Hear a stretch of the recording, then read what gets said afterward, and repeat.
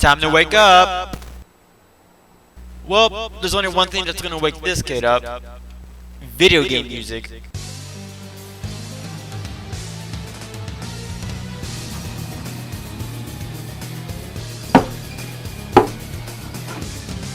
Wait, what are you doing? I'm up. Just, okay, give me a second. Oh, what time is it? It's time for you to make more content. And can you pick me up, please? Really? Did you wake me up just to make another video? How else are you gonna get 1,000,000 subscribers on YouTube? You gotta wake up early and do your videos now, before the sun sets. Anyways, what's your dumb idea? Well, remember that idea for your top 5 buttons pressed in Smash Bros? If you say smash one more time, this is going right in your face. Well then where's your idea? I don't see you trying to do anything smart or creative of any sort. You're just right there watching TV. Well, maybe I have a better idea. I mean, I don't know, you woke me up, day, night. Maybe I can do a top 5 video of day-night cycles. I mean, better than your smash ideas. How about this? Why don't you just give up on YouTube then? That's a great suggestion. In fact, that's probably the best suggestion you've heard all day. Wait, you've been asleep all day. Ha! Ah! Well, I guess since you clicked on the video, you kind of want to see the day-night cycle gaming thing. I'll work on the script on it right now.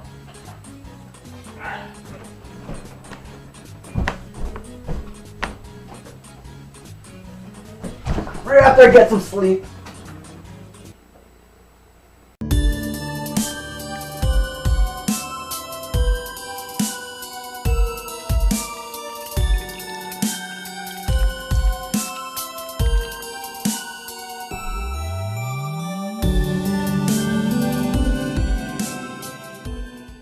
So, the day-night system mechanic. What this means is as time goes on in game for whatever amount of time, maybe 5 minutes a day, maybe 24 hours a day, it's going to go from day to night. And as this happens, certain things may change. Whether it's more of a visual appeal, like the sun setting and it starts being more orange tinted to more dark tinted, to more of an actual gameplay mechanic where enemies become stronger, certain items or quests are only activated through a certain amount of times, or maybe it's more of a real life setting where certain stores are only open about this time. Nonetheless, just 5 games in my opinion, and as always, if you have your own opinion, you can put it down in the comments, or even better, make your own video to prove me wrong, because you know, who doesn't like to prove another person wrong through the internet? That being said, let's get started with this list before it gets too dark. Day, night, joke, darkness, I don't even know.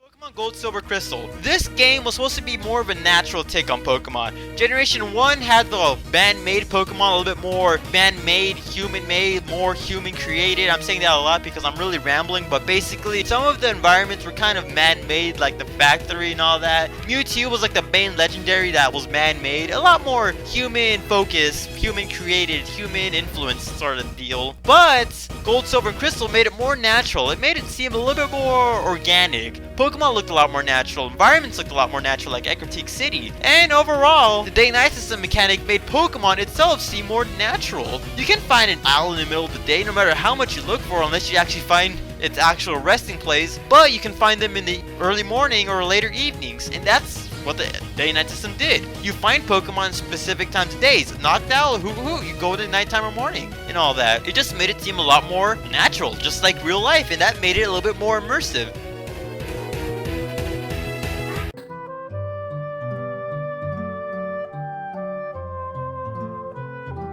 Legend of Zelda, Ocarina of Time.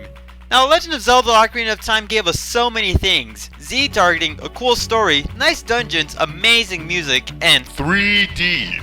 All these things are great for an immersive world, but what makes this game very immersive is the whole day-night system. The adventure to save Hyrule just doesn't take one day, but with the whole day-night system mechanic, you can actually see huge spans of days and nights goes by as you go on your adventure. It's just pretty cool to look at. It makes you feel like it's an actual living world. Days pass, you're not just right there one day, and that's just pretty cool. And to be honest, the first time when you see this system in action, it's just pretty amazing. You go from the Kokiri village, and it's just constant, same lighting. I don't know if it's day or night, you can't really tell because you're inside a forest. You go to the Hyrule field and you see this huge plain in the middle of the day. It's just so amazing to look at. You go exploring, you see a river, you go see what that desert-like area is, you see a ranch in the middle of the area, you go exploring, forgetting that you had to go to Hyrule Castle to tell Zelda something, and before you know it, it starts going from day to dusk, and then you realize, oh snap, I gotta go do this before it gets too dark. An actual world happens, an actual feeling of the world of realness is actually there. And as most of us done, we didn't get to Hyrule Castle in time, it got too dark, the gates went up, and spooky, scary skeletons start coming out of nowhere and start attacking you. And yeah, it's scary at first, but to be honest, I just love it. The day and night system just makes the world seem so much real, so much more real, and it makes the game look even more beautiful. Go to Lake Hylia, that place looks amazing in dusk. It's just so nice. Then Gerudo Desert in the darkness, it just seems so cool and refreshing, and I just love it. And that's why it's on this list.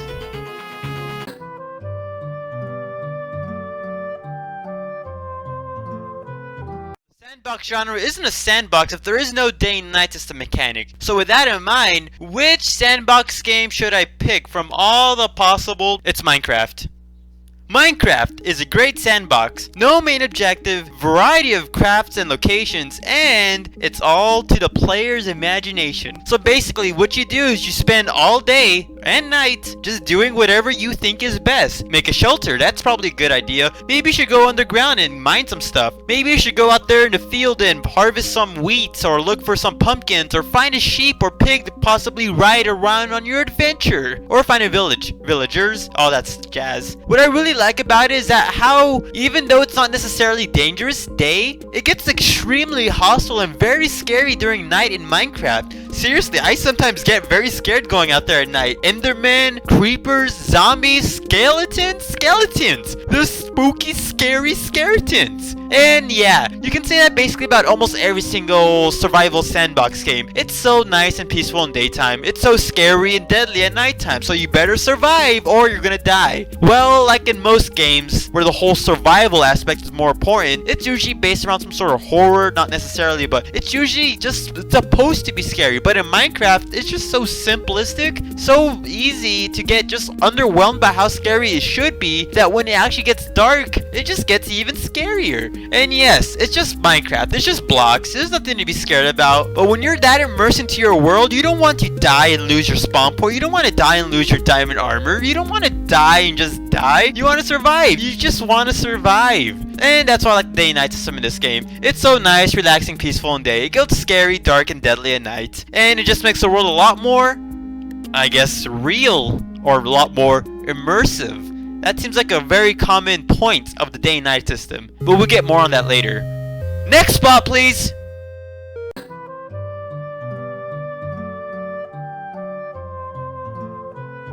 Sonic 06. Now the day and night system mechanic, did I just say Sonic 06?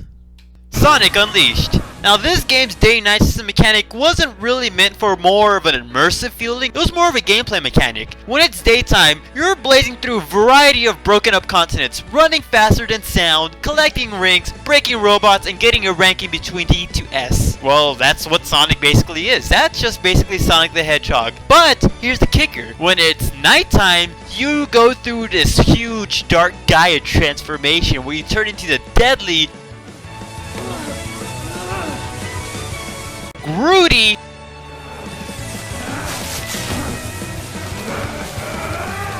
Stretchy Arm furried up Sonic the Werehog. Yeah, I know, Sonic the Werehog wasn't really the most amazing Sonic game. It's just a mixed reception between fans. I like it, and I like what it did with it. When it's daytime, like I said before, you're just going faster than sound. You're being Sonic the Hedgehog. But when it goes nighttime, the whole gameplay is just shifted around. Instead of running fast, you're going at a moderately fast pace. You can do a dash, but that's about it. Instead of doing homing attacks, you actually have a beat 'em up hack and slash style. Short, medium attacks, you combo it up with a 9, you do a variety of attacks. It just looks pretty cool. Instead of your normal jumping and hopping, you're using your stretchy arms to grab ledges, to grab platforms, to stretch around. It's just a nice change of pace, and there is more story element to this whole day and night system mechanic, but we're not going to go into any spoiler littered areas. But overall, it was a nice change of pace. I really did like the whole day and night system mechanic. And what I really liked is how if you go around the village, based on what day or night time it is. If you're daytime, people will like start praising you like, oh my god, you're Sonic the Hedgehog, you're so amazing. But when you go there at nighttime as the Werehog, people are gonna fear you. You're gonna be like, ugh, what happened to you? You look like a weird version of Sonic the Hedgehog, and I find that very charming. Sure, it doesn't happen organically, because, you know, you press a button or you do some sort of stage to make it shift manually, but overall, I did like the whole day and night system mechanic. Might not have been immersive, but it really did change up the gameplay, and that's why I liked the day and night system mechanic in Sonic Unleashed, and the game itself. It was right there top of my computer for like the first part of my videos as well.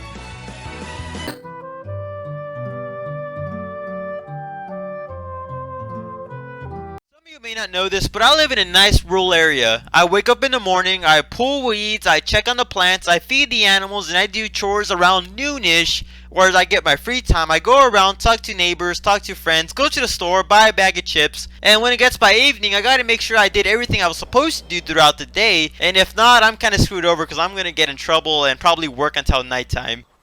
But I hate doing all that stuff, so what I do is I play a video game where I gotta wake up in the morning, pull weeds, feed the animals, talk to people, go to the store, make sure I got everything done or else I'm basically screwed in game. Harvest Moon, Friends of Mineral Town.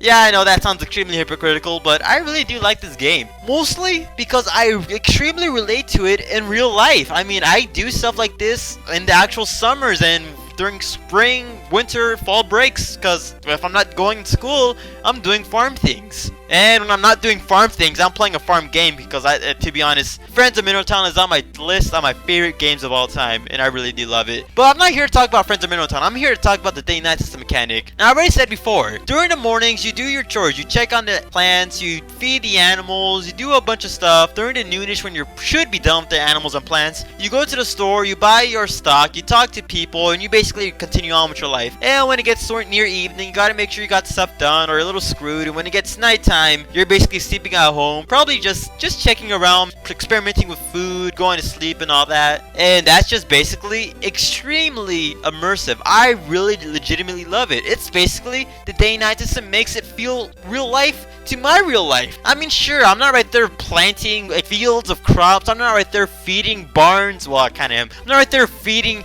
huge barns of cows by myself. I obviously have a lot of help, and I'm not doing this full time. But I legitimately love how the day and night system mechanic and the chores you can do in the amount of time extremely relates to how I do things in the real world, in my actual home with my actual parents and workers. I love this game. I love its day and night system mechanic. I love how real it is. It's extremely real. But then again, I don't know how you city folks feel about this game, or how you city folks could relate to a game like this, but I do love it. I like the day and night system mechanics. Not much to say about it, really. I mean, yeah, it's immersive. It makes it seem more real. If you don't do it by the end of the day, you're kind of screwed over, and, well, that's life. And also, the longer you work in day, the more tired you're going to become. So, you know, if you work in the morning, don't work in the afternoon, then work in the evening. That'll probably work out a lot. If you work all day, you're probably going to be extremely tired in the evenings. If you work way too much during the mornings, your entire day is going to be extremely horrible. So, you know, that also makes it more realistic. Work in the morning, work in the afternoon, work in the evening, work at however style you want to. It's weird saying work on a video game, but it's pretty realistic. That being said,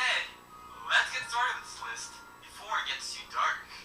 Day, night, joke, darkness, I don't even know. Of course you don't even know. Anyways, you just saw a video of my top 5 favorite games that use a day and night system mechanic. Yeah, I know, the day and night system mechanic is kind of an odd thing to talk about in the video, but it's what I did. And if you have your own opinion, well, you can do a couple of things. You can put it in the comment section, you can just say that my video is stupid, or you can make your own video, because, you know, who doesn't like proving people wrong on the internet, right? Anyways, if you like that, any part of it, whether it's my talking skills, which I don't really have, whether it's my editing skills, which I really don't have, or maybe it's just the fact that I talk to an amiibo, which I do have, well then you can just like, favorite, subscribe, share to all your friends, and if you like those videos, well then you can click on this video to see my top 5 kits in gaming if you like my top 5 games with day and night system mechanics. Yeah, you know, using a TV as an annotation is kind of cheap, but I don't really have the best editing software. But hey, at least I'm trying. And yeah, top 5 kids. What else can I say about the list? And And if you like that list, click on this amiibo to hear me talk to it, because you know, that's kind of a thing at this point. This amiibo just talks to me. But that being said, I've been the Metroid Trainer. I hope you enjoyed this video, because I know I have, even though it took so long to make it. I mean, so much problems, malware, overheating, the fact that half my footage was deleted. It all sucks, but I got it done. I hope you enjoy it, and give me feedback on the comments, because, you know, I kind of want to know what I need to fix and all that. That being said, I'm the Metroid Trainer, Eduardo Magana, possibly the man of science. See you next time, and wonder what video I'm going to do next.